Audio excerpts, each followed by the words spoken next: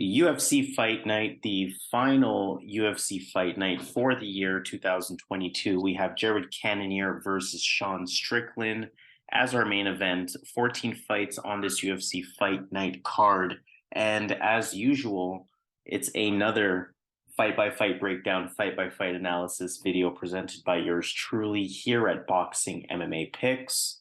Harris flying solo here today for the final UFC Fight Night of the year, but the show must go on. And of course, we are providing fight by fight breakdowns specifically from that betting perspective. So, my goal is to let you know which fights are worth the value, which fights to avoid, which underdog has the best shot at winning, and some parlay action towards the end of the video as well. Make sure you hit the thumbs up on this video, make sure you participate in the comments, and make sure you subscribe to the channel here at Boxing MMA Picks. We would definitely appreciate it going into the new year. Again, UFC Fight Night, Cannonier versus Strickland, 14 fights overall. 8 of them are on the prelims, with the final 6 occurring on the main card. So let's get started right away with fight number 1 of our prelims. We have Sergey Morozov taking on Newson. Sergey Morozov, unanimous decision win over Julian back in June. He has a solid stand-up wrestling combination to his game. Good in and out movement on the feet, a lot of fakes and feints, has that good jab. Likes that check hook, really predictable with it at times. Otherwise, has decent timing, also a good counterpuncher. I mentioned has that stand-up wrestling combination to his game. He is good on the ground as well. Has a good strong clinch. He can land the takedowns. He has a tight body lock. A good scrambling exchanges as well if he is taken down. One thing I noticed about him though is that he can be a little bit chinny. Going up against Newson, that's something that he's going to have to be mindful of. Though Newson fights from the outside, though he has a lot of movement, though he is a bit unorthodox, though he is a bit wild, he could definitely crack. He has good power. He can be explosive. We saw him beat Fernie Garcia back in May. He's somebody who can be, like I said, a little bit unpredictable at times in terms of his movement. But in terms of a prediction, I'm pretty much Sergey Morozov all the way here. I think Sergey Morozov is smart enough to game plan to his strengths. Newson hasn't really shown me any takedown defense. And for the threat that Newson can be on the feet, I think his attack is too irregular. He's not really active enough as a striker. We see the significant strikes landed per minute.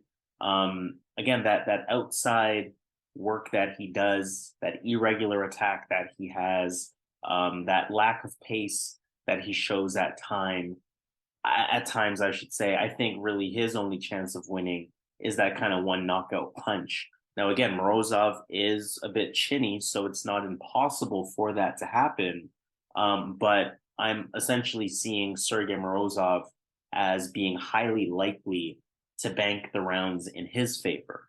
So I am going to go with Sergey Morozov on this one. Again, I just think more paths to victory, the smarter pick for this one. Second fight of our prelims, we have David Dvořák versus Manel Kape. A good flyweight fight here. David Dvořák had that unanimous decision loss to Matheus Nicolau back in March. I like his stand-up. He's controlled, center of the octagon, good setups, good calf kicks, good counter punches. He takes his time on the feet to read his opponents. Good head movement. The striking defense is definitely there as well. He has a good pace about him. Good IQ as well. Is a bit flat-footed. He really likes to sit in that stance, but that's going to allow him to generate good power. So there are advantages to that. He has good takedown defense at 81%. That's always worth mentioning, although I don't think that's going to matter too much in this fight because Manel Kape likes to keep the fight standing. Manel Kape is on a 2-fight winning streak, though it's been a year since his last fight. He beat Zhalgas Zhumagula back in December of last year, and he had 2 canceled fights in 2022. One of them was against Sumaderji, where Manel Kape had tested for a banned substance. That was back in April. And one was against Rogerio Bontorin in June. where Bontorin botched that weight cut. So here we are 1 year later. Manel Kape is finding his way back in the ring. He's a southpaw, good striking speed, good striking accuracy, great timing, great striking IQ, good counterpunching ability as well. He's going to switch stance despite being a southpaw. He has a good in and out movement, good movement around the octagon in general. He can effectively fight at range, going to use those feints, fakes, level changes, things like that. And he can be explosive, especially when he commits to his offense. He can be creative. He can use that explosiveness to also shoot for takedowns. But like I said, much more likely to keep it on the feet. Like Zan always says, the MMA math doesn't always add up, but we want to consider that both of these guys have a common opponent. While Dvořák had a unanimous decision loss to Matheus Nicolau, Manel Kape had that split decision loss in 2021 to Matheus Nicolau, where a lot of people thought Manel Kape had actually won that fight. So again, the MMA math doesn't always add up, but that common opponent is worth mentioning. I think that Dvořák versus Nicolau fight is a good barometer of what to expect here. I can see Manel Kape's movement causing problems for David Dvořák in the same way that Matheus Nicolau's movement was causing problems for David Dvořák. I can see Manel Kape being a hard target to hit, and I can see Manel Kape effectively using his timing, his counters, his explosiveness to have really good moments on the feet. Ultimately, again, like I said, it's been a year. I'm sure he's been itching to get back into the ring. I can see a big performance from Manel Kape to end the year and getting a good win on his resume versus David Dvořák. I think he's the favorite for a reason. Manel Kape is going to be my pick for this fight as well. Third fight of our prelims, we have Bryan Battle taking on Rinat Fakhretdinov. For Bryan Battle, he beat Takashi Sato back in August, 3-0 in the UFC now, 9-1 overall. Looked pretty good in his last fight as well. He has decent movement. He's pretty light on the feet. He fights from range. The striking is definitely looking cleaner as well. Solid counterpuncher and a pretty diverse striker at that. He's going to fight a point fight at times, especially with the kicks. Really likes to throw those kicks out there. We saw what happened with his head kick KO in his last fight, and the work rate is there. The pace is there. He's been pretty decent in the UFC thus far. For Rinat Fakhretdinov, on the other hand, just going to refer to him as Rinat, a lot easier to pronounce. He beat Andreas Michailidis back in June. That was his UFC debut. We see his record there. Of his 20 wins that he has, 11 of them are via TKO, 7 of them are via submission. So he has a very high finish rate, big power. The hands are solid. I'm satisfied with the striking exchanges that I have seen from him.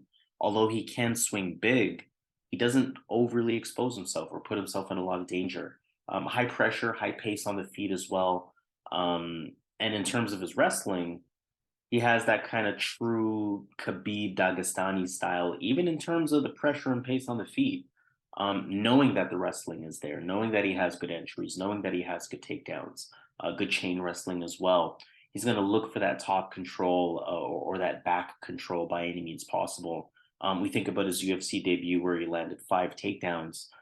His cardio was more than there in the third round. So that tells you that that is a style that he can implement throughout the fight. I'll keep it short. I like the Russian here. I think there's really good value on Rinat. I don't think Bryan Battle will be able to handle the smothering wrestling that Rinat throws his way. We've seen Bryan Battle get taken down twice in each of his fights before that head kick KO that he had.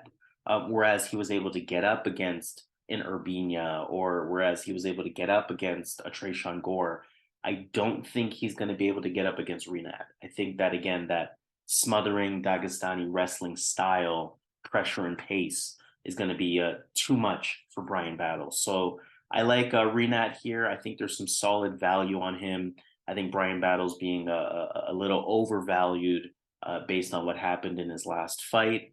Otherwise, again, I think Rinat just has more paths to victory in this one. Fourth fight on the prelims, let's take a look at Rafa García versus Maheshate. For Rafa García, he lost to Drakkar Klose back in July. Stand-up is solid. The movement is solid. A good reaction time, good counter punching. It's going to fight from the outside. Look for, of course, the fakes, the feints, the level changes as he's fighting from the outside, plus some solid combinations as well. Very comfortable on the feet. He's pretty strong. He can hold you against the cage. And we see his takedown numbers. They're almost 4 per fight, just over 40% accuracy. He has good shoots for takedowns. He's definitely going to attempt takedowns. In each of the fights that he's in, and he's has some ability on the ground, right? So 8 of his 14 wins have come via submission. So it's not takedowns for no reason. It's takedowns with the potential ability to finish as well. Maheshate, on the other hand, beat Steve Garcia. That was back in his June debut. Very comfortable with his striking. Looks very under controlled. He's light on the feet. Fights at range. Doesn't really have the highest level of activity. He's more of a methodical, technical type of striker. Good technique for sure. He was touched a few times in his Dana White Contender Series fight and in his debut. So that's going to be something to watch out for. The key to those moments was that his opponents were pressuring him, were forcing the pace on him. Not sure Rafa Garcia will be able to do that. But if he is, Maheshate is a really good counterpuncher, has really good power as well. And that's always going to make him a threat on the feet, regardless of the pressure that the opponent throws. I like Rafa Garcia to win this one. I think that he's more well-rounded. I think that he's not overly aggressive on the feet to a point where he is going to get caught by that counterpunching of Maheshate. Think about what Maheshate was able to do to Steve Garcia, for example. Maheshate also might be more dangerous on the feet, but hasn't really shown me anything to make me think that his striking is levels above Rafa Garcia's by any means. And I mentioned Garcia being more well-rounded. You have to think that at some point he's going to attempt that takedown. I don't think Maheshate will be able to stop the takedowns that come from Rafa Garcia. Overall, I think that Garcia will, come into this fight with a better game plan, with more ways to win rounds. Wouldn't be surprised if he takes a lay and pray approach for 3 rounds or for 2 of the 3 rounds. Again, I think he's going to be more equipped with a better tool set to bank rounds in his favor, whereas Maheshate is going to be a bit more reliant on that moment with the striking, that moment with the counter punch, that moment with the power and the explosiveness that he has. Otherwise, I'm going with Rafa Garcia on this one. 5th fight of our prelims, we have Said Nurmagomedov taking on Saidyokub Kakhramonov. For Nurmagomedov, unanimous decision win over Douglas Silva de Andrade back in July. He has good lateral movement, good striking, high-level diverse striker. He has a good calf kick, good high kick, good spin kick, good combinations, sneaky counterpuncher as well. And, you see the name. Very clearly, he's a Dagestani fighter. Very confident in his wrestling ability and his takedown defense, though he's somebody that's going to be a lot more likely to keep the fight standing rather than being a wrestler. With that confidence comes the ability to have some strong grappling as well, should it resort to those different situations. But again, we see the takedown numbers, just over half per fight. He wants to keep it standing. He wants to keep it striking. Saidyokub Kakhramonov had a unanimous decision win over Ronnie Lawrence back in July. Performed really well in that fight. Looks more patient on the feet, fight over fight. He has solid kicks. He fights from distance. He has a decent jab, decent hands in general, and solid pressure coming forward. He does swing a bit wild though. He can definitely use a bit more technique. Definitely use some timing on the feet as well, because his game is predicated on his groundwork. He has really good ground IQ. He has a smothering takedown game. Also has a judo background, so it gives him that diversity in terms of his ground IQ.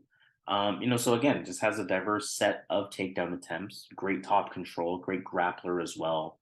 Almost half of his wins are via submission, so very legitimate on the ground. This is a really, really good bantamweight fight here, and it may simply be about who shows up that day.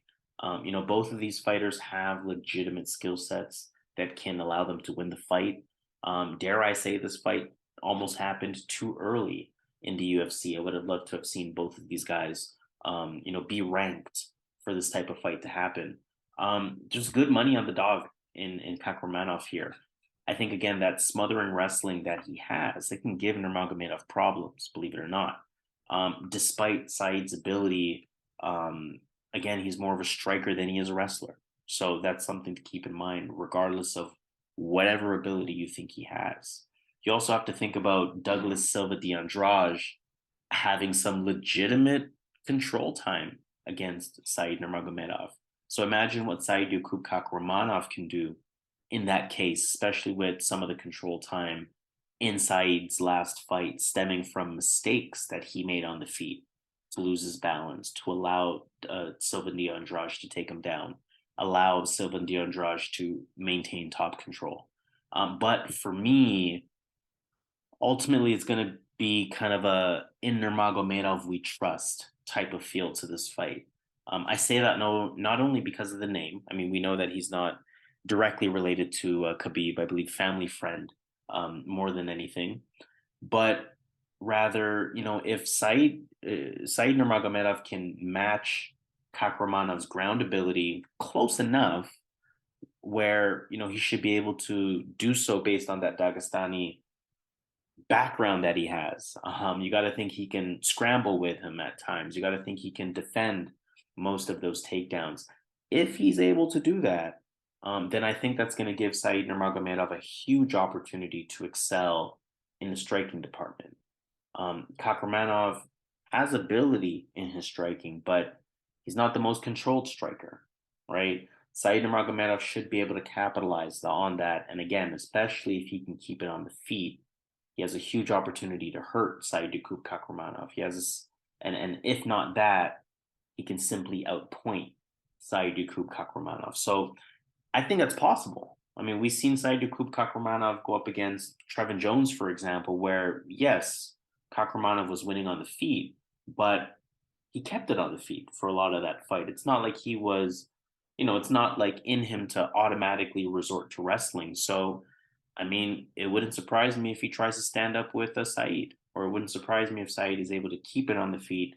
And again, I think Said Nurmagomedov is better in that situation. Very close fight, though. I'm actually not betting on this one. I'm just going to enjoy this one as a fan. But Said Nurmagomedov will be my pick. Sixth fight of our prelims, we're looking at Julian Marquez taking on Deron. Winn. Probably the fight I'm looking forward to the least on this card. Julian Marquez lost to Gregory Rodriguez back in June. Look for him to control center of the octagon. Look for him to use a lot of fakes and feints, that consistent forward pressure. He has heavy hands. He likes to engage. He's only ever going to keep the fight standing, though. Don't expect any takedowns from him whatsoever. 0 takedowns landed in 6 UFC fights. Cardio is always in question with his frame, of course. We're going to have to see how it factors in this fight. Deron Winn lost to Phil Hawes, on the other hand, back in June as well. Decent boxing. He's willing to throw that head kick as well, willing to change up his striking approach. High-level wrestler, otherwise, that's his main strength. He has good takedowns. He can repeatedly land takedowns too, like we saw in that Antonio Arroyo fight. Cardio and heart are probably his 2 biggest weaknesses. Once he starts losing, doesn't really have a response, doesn't really have a change of game plan in him. Both of these fighters are very unreliable. So let me start by saying that. And let me start by saying that this is definitely not one to bet on, regardless of who you feel is going to win the fight. Both of them are unreliable, and both of them can just simply not show up on any given night. I think the key to this fight is going to be the takedown defense from Julian Marquez. I mentioned that he doesn't bring the fight to the ground at all. So what's his ability to stop the fight from entering the ground? It's not that great either. His takedown defense is only 53%. He's given up several takedowns in several UFC fights. And, to me, although Deron Winn is one of the more unreliable fighters in the UFC, I think that, I can't ignore the wrestling advantage that he's going to have in this one. I can see Deron Winn landing several takedowns in this fight, using that top control to bank at least 2 rounds, right? Although Marquez may be the bigger threat on the feet, I think about Deron Winn being able to implement that wrestling style against another striker that he was up against in Antonio Arroyo, another striker that had, not the best takedown defense, and how he was able to make that a wrestling match. I can expect similar things here.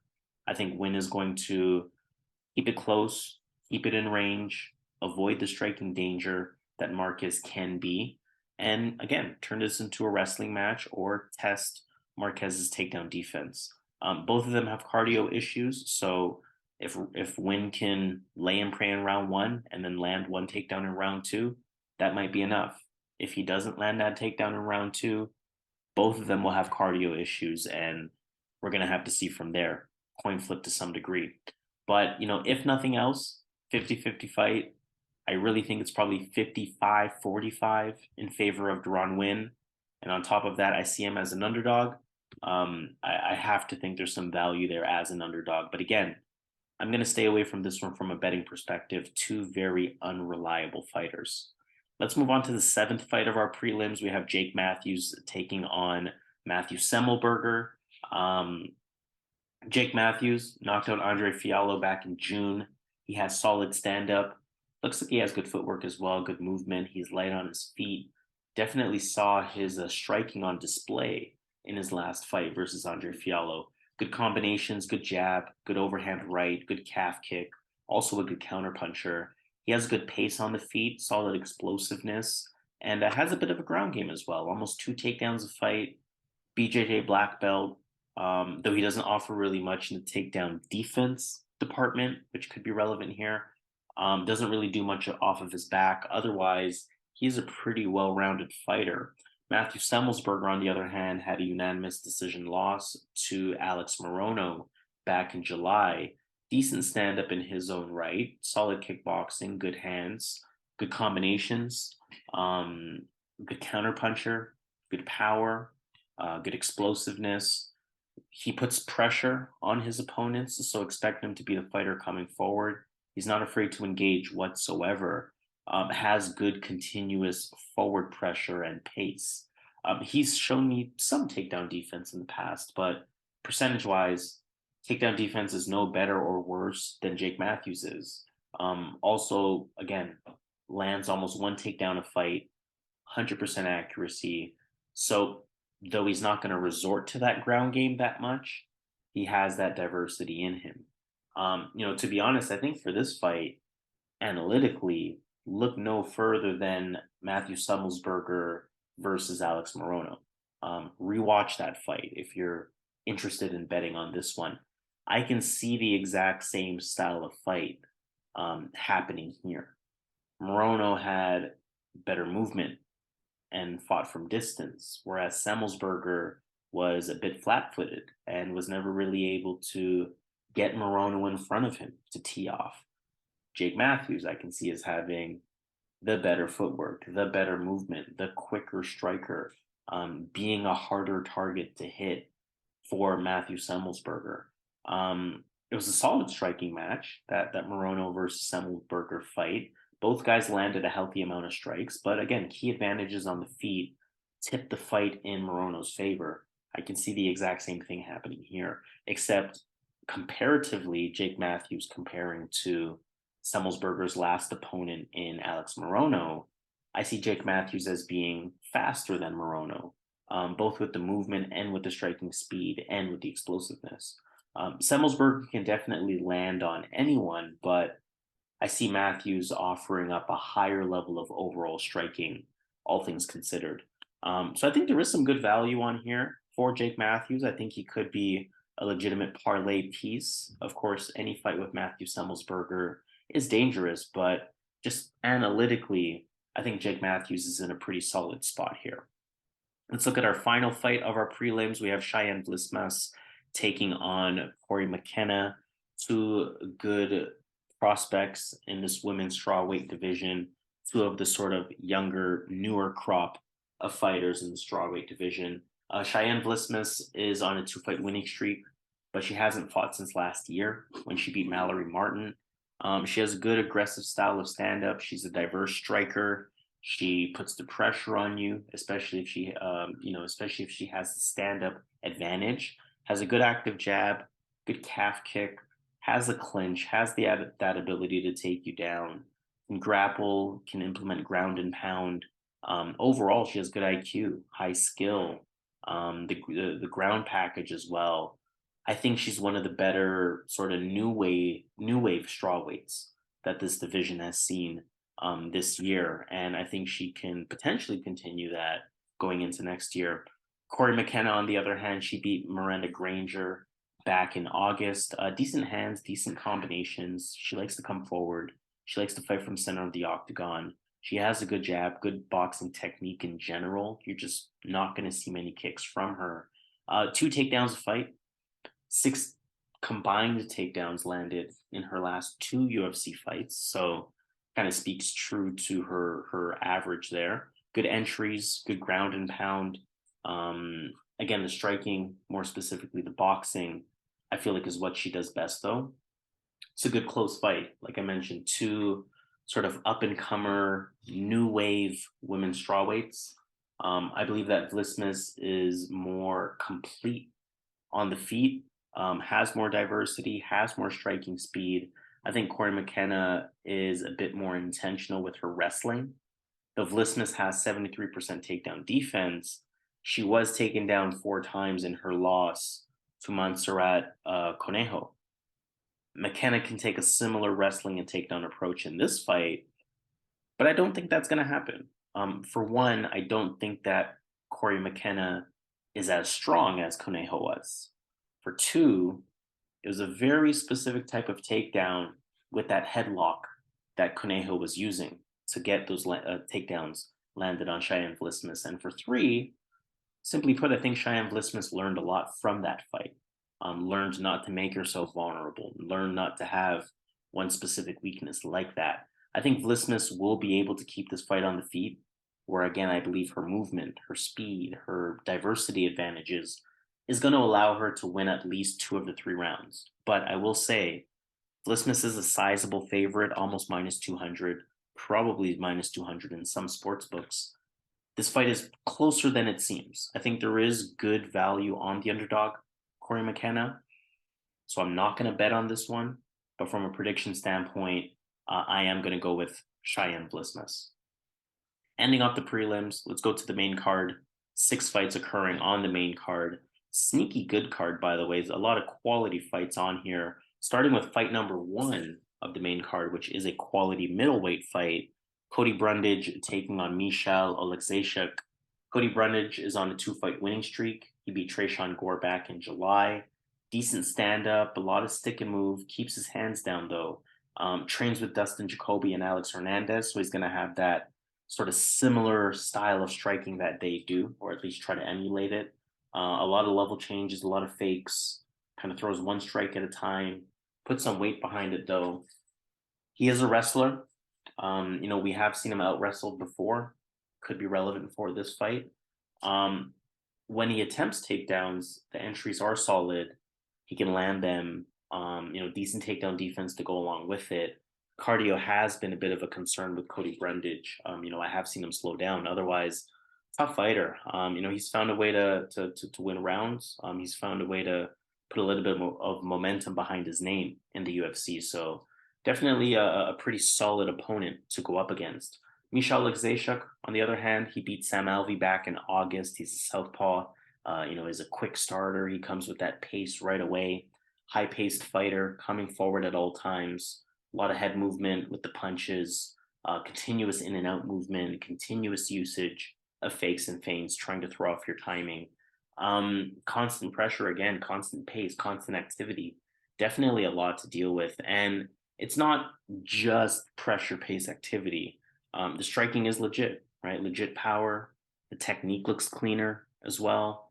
So Michał Oleksiejczuk is just a solid striker in this middleweight division.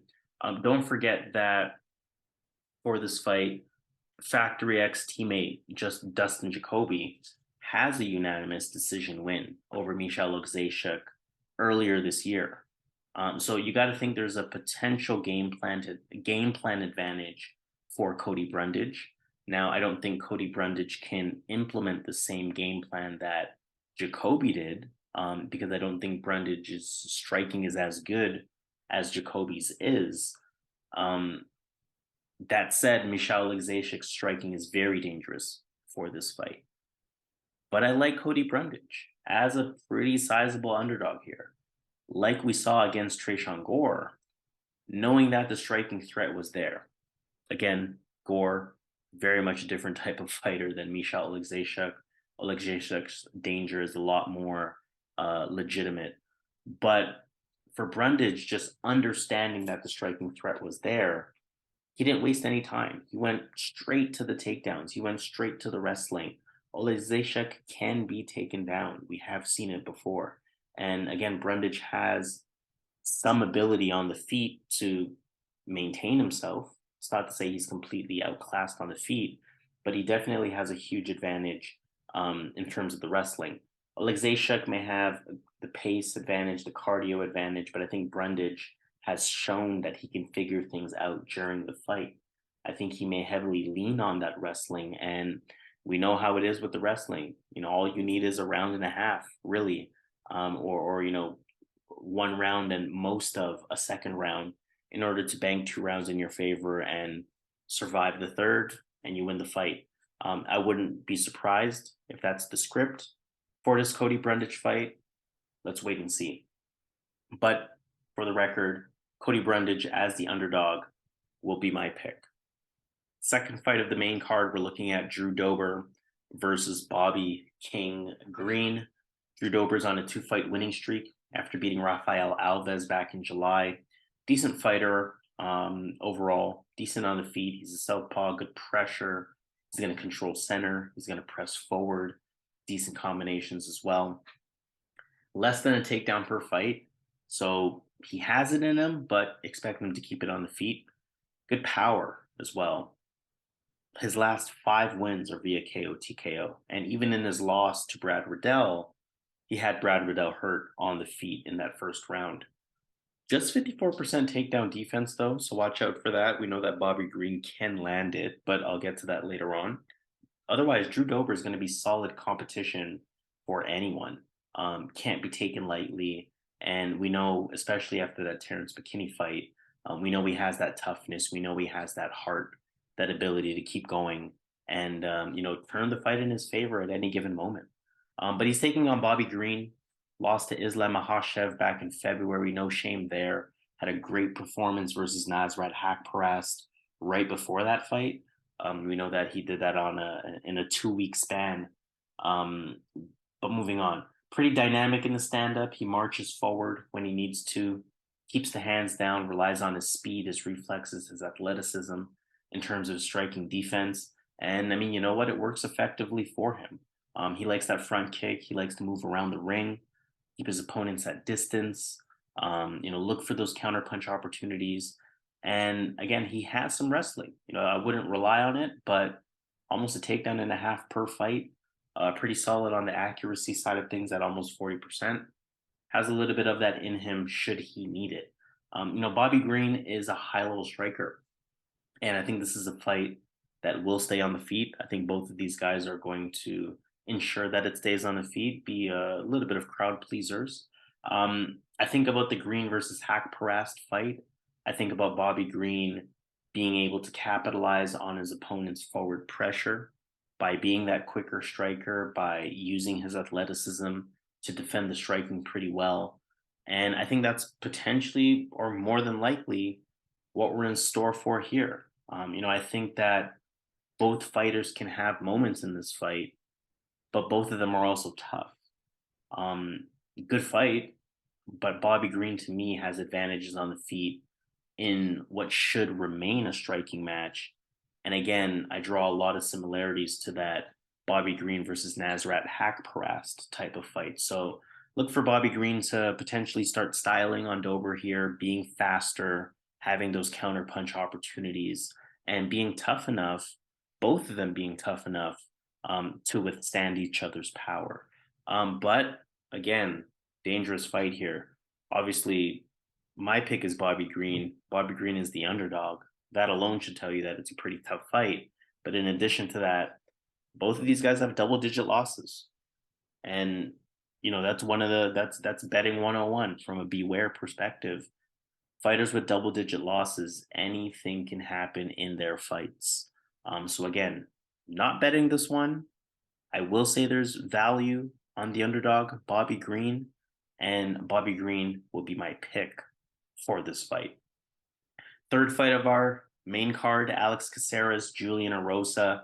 Won't spend too much time on this one. I like Julian Erosa to get it done. Erosa is on a 3-fight winning streak. He beat Hakeem Dawodu. Solid MMA stand-up. He's actually introduced as a striker. Mixes it up well, good diversity, good movement, keeps it coming forward, cuts the ring off, cuts the distance off. Wouldn't really call him a ground specialist, but has that in him at almost 2 takedowns per fight. And you look at his last 3 fights, he's landed 7 takedowns in those fights. So starting to resort to it with some more consistency, good overall fighter, legitimate competition that he's taken on, and he has some legitimate names on his resume.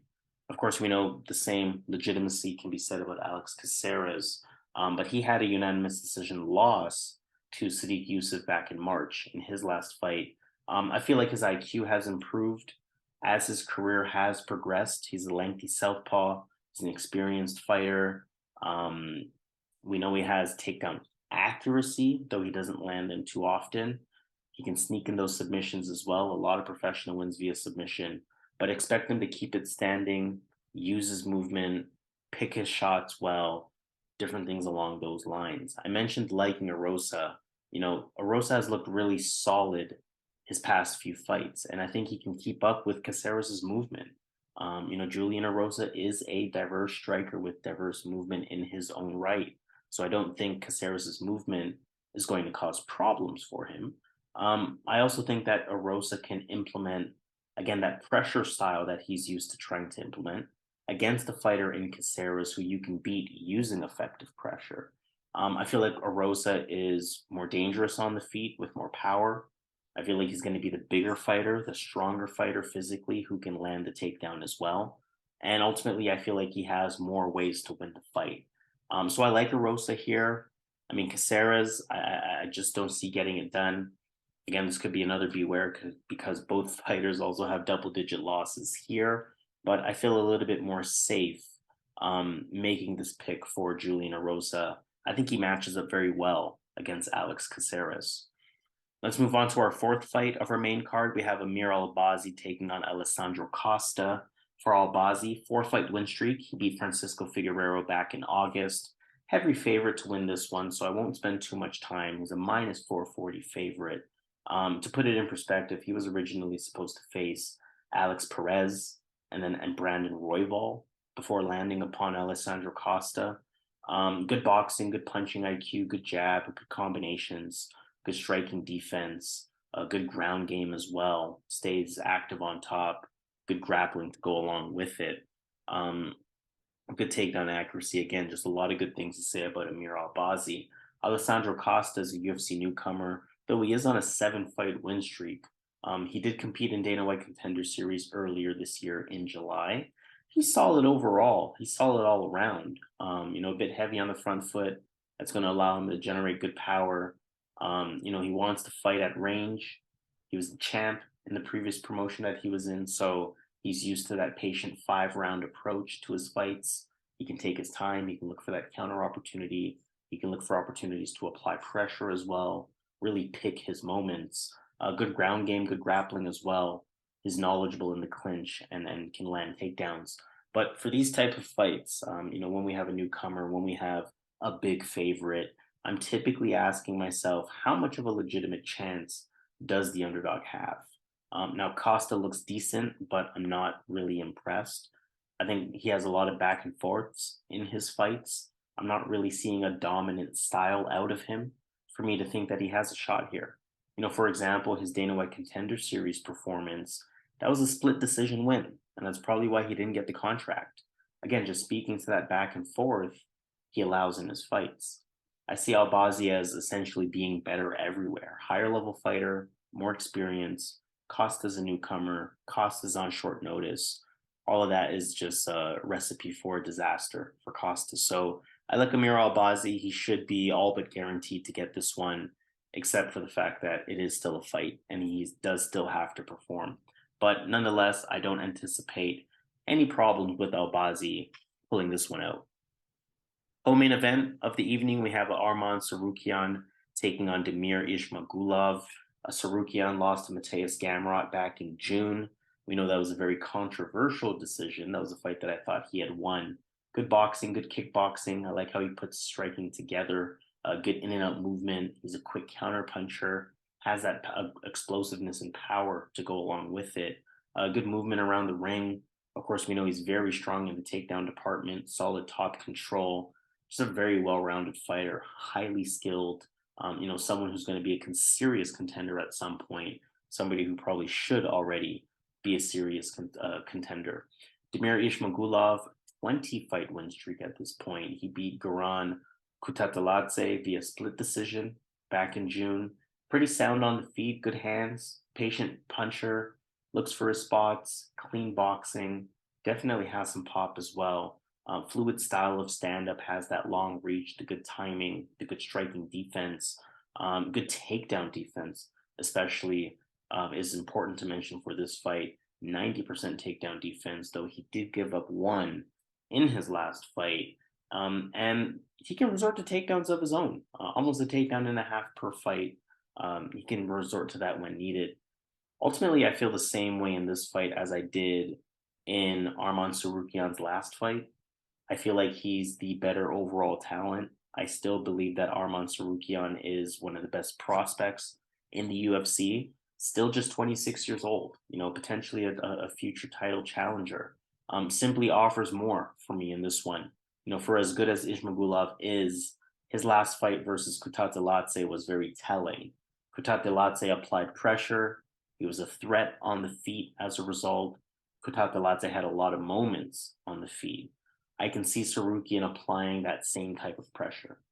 And yes, Ismagulov has great takedown defense, so I don't really see Tsarukyan landing many takedowns, but I do believe he will land a takedown or two. And I believe overall the pressure, the power threat, the takedown threat, along with being robbed in his last fight, is all going to add up to a good recipe for Arman Tsarukyan to be being very likely to pull up the victory in this one. So I'm Arman Tsarukyan all the way on this one. I'm definitely interested in putting him on a parlay. I think he's a big time performer, and I think he gets it done in this co-main event in the lightweight division. Main event of the evening now we have, and final main event of the year, we have Jared Cannonier versus Sean Strickland. Cannonier lost to Izzy, of course, the champ at the time back in July. Switch stance fighter, good striking, good hands. He's patient. The kicks are there as well. Good intentional usage of the calf kicks specifically. Efficient striker, so don't expect him to swing wildly. Don't expect him to waste any shots. Has good head movement, has solid striking defense. And of course, we know the explosive power is there. 9 of his 15 professional wins are via KO, TKO. Sean Strickland lost to Alex Pereira back in July. Solid striker. He's going to fight tall. He's going to stay in your face. He's going to march you down. Good constant pressure. The hands are controlled though, right? Good jab, good counter punching, good timing, sharp combinations. We have seen some ground ability from Sean Strickland, just over 1 takedown per fight at some high accuracy, almost 60%. Could be relevant for this one. I wonder if it will be. 85% takedown defense to go along with it, although I don't think that will be relevant because Cannonier definitely likes to keep it on the feet. I think this fight in general stays on the feet. I mean, Sean Strickland is more of a striker than anything else, I should say. Both of them do have paths to victory. I think Sean Strickland is the higher paced fighter. He throws more, he lands more. Cannonier can kind of find himself going at a sparring pace, I should say, at times. So I can see Strickland outpointing Cannonier in any given round. The thing is that Sean Strickland is going to fight his style of fight no matter who the opponent is. And we saw that in his last fight, that actually cost him, right? I can see it costing him potentially in this fight too. Cannonier has that big power. Does it match Alex Pereira? I don't know, but Cannonier definitely has big power. Cannonier can be explosive. Does it match Pereira? I don't know, but Cannonier can definitely be explosive. And we have to respect that Cannonier is a high level striker. I think he's going to understand that he cannot take any rounds off here. I think he's going to understand the type of opponent that he's up against. And I think Cannonier can hurt Strickland. Like I said, Strickland kind of stays in your face. He's, relies on his toughness. He does have a chin outside of getting knocked out by Alex Pereira, but sometimes it just takes one knockout to kind of weaken that chin permanently. Like I said, with Sean Strickland staying in your face, he's going to give Cannonier a lot of opportunities to hurt him. And I think Cannonier, of course, is only going to have to capitalize on one of those opportunities, because I think he has the power and explosiveness to change this fight quickly. So I'm envisioning very similar stuff to the Alex Pereira fight. Strickland looking like Sean Strickland with that pressure, that pace, that forward pressure. But out of nowhere, Cannonier lands that big shot, changes the entire trajectory of the fight.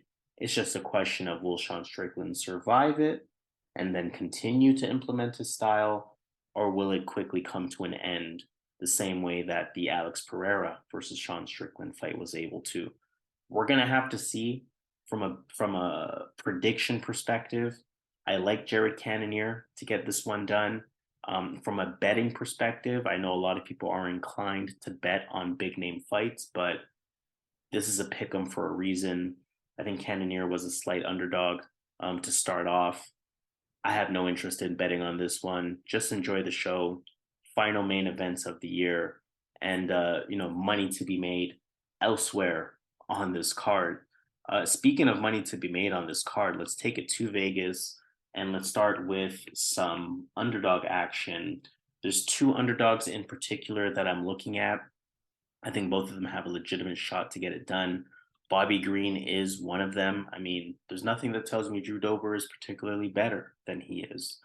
So I think Bobby Green has a legitimate shot with that diversity, speed, counterpunching advantage that he has. Another legitimate underdog, and this is by way of his wrestling advantage, is Cody Brundage, especially as a more sizable underdog. I think there's some legitimate value there if you're interested in making a one-off bet on that one. In terms of parlay action, there's a few fights that I'm really interested in taking a stab at. Definitely interested in that Manel Kape fight. I think he's going to have a highlight performance and perform very well. I think Dvořák's style will allow for Manel Kape to look really good, despite the threat that, or despite the solid competition that Dvořák is. Taking a little bit of a chance with this one. Two fighters with double-digit losses. Julian Erosa. I think he just really matches up very well against Alex Caceres, and despite this little bit of second wind that Alex Caceres is seeing in his career, I think that Erosa is just the better matchup in this one. And then two fights that I'm a little bit more certain of: Arman Tsarukyan, tough opponent, but I think he beat his last opponent, and I think his last opponent is better than Ismagulov.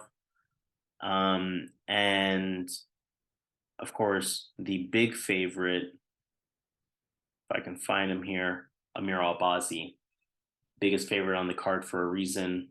I don't think he's going to have any problem. Those four fights would be a plus 303, pretty solid payout here. So that means that $100 will return a profit of $300 for our bigger bettors. $250 will return a profit of $756. So let's wrap it up there. Final card of the year, UFC Fight Night, Jared Cannonier versus Sean Strickland. Please hit the thumbs up on this video. Let me know how you feel. Let me know what your underdog picks are. Let me know what parlay picks you're looking at. Participate in the comments. And most importantly, please subscribe to the channel here at Boxing MMA Picks. Final UFC Fight Night of the year. Definitely looking forward to making more predictions, making more money for all the listeners in 2023. Of course, if you haven't been paying attention, we have been tracking our record throughout the entire year. So shout out to Zahn, strong performance, 65% on his fight predictions. Of course, fight predictions are different than the actual bets that you make, where Zahn is definitely a higher percentage than that. But just from a prediction standpoint, 65% is a lot better than what a lot of other predictors can say. And for myself, modest 60%, I'll take it. Definitely looking forward to improving on that in 2023. Again, that's from a prediction perspective. From a betting perspective, though we did not track that, those numbers are definitely higher. So thank you all for listening in 2022. Definitely looking forward to big things in 2023. And to wrap up the year, this has been UFC Fight Night. Jared Cannonier versus Sean Strickland. Full card prediction video presented by yours truly here at Boxing MMA Picks. Harris flying solo today, but that's not going to stop us. Let's make that money.